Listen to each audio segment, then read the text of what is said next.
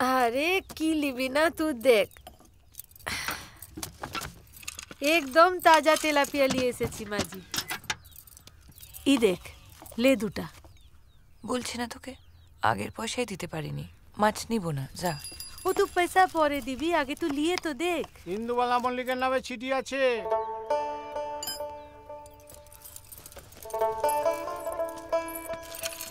আমার নামে?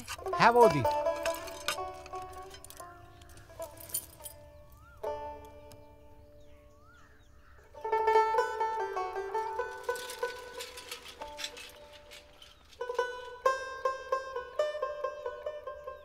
সব ঠিক है ना মাঝি? বাবার শরীরটা ভালো যাচ্ছে না রে, একবার চোখে দেখা দেখতে যাচ্ছে।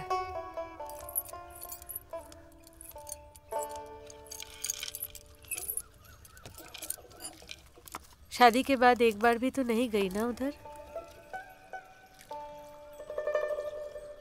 देख हो सके तो एक बार मिल के आ। এই হইল গিয়া 7। তোর বিয়া হইয়া গেলে আমার পাকা চুলকে বাইছা দেবে ক দেহি, আমি তো বুড়া হইয়া যাইব রে মা। হ, তোমার মাইয়া কলকাতা থেকে আইয়া পাকা চুল বাইসা দিয়া যাবে তো। আইবো আইবো। কিরে মা, আইবি না? বৌমা, ও বৌমা, সেই কখন এক কাপ চা চেয়েছি। আশ্চর্য, জানিলেন ব্রহ্মলোকে গঙ্গা তান্তরে। মা,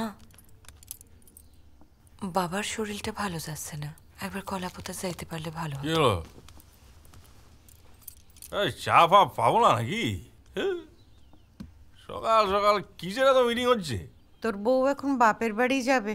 হ্যাঁ, তুই চা করার জন্য একটা দাসী আন, না হয় বুড়ি মাকে রান্নাঘরে ঢোকা। কেন বাবার বাড়ি যাবে কেন?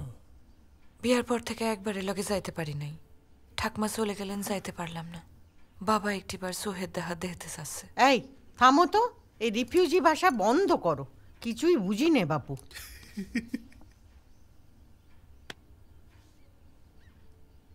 ঠাকমা চলে গেলেন, একবারও যেতে পারিনি।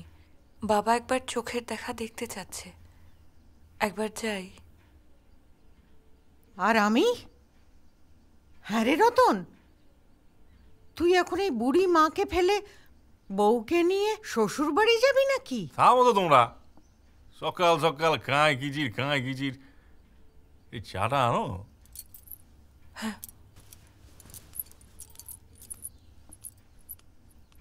একটা কথা বলি শোন, বাচ্চা কাচ্চা না দিলে মেয়ে মানুষের মন ঘরে টেকে না। তা বিয়ের তো অনেক দিন হলো। হ্যাঁ রে,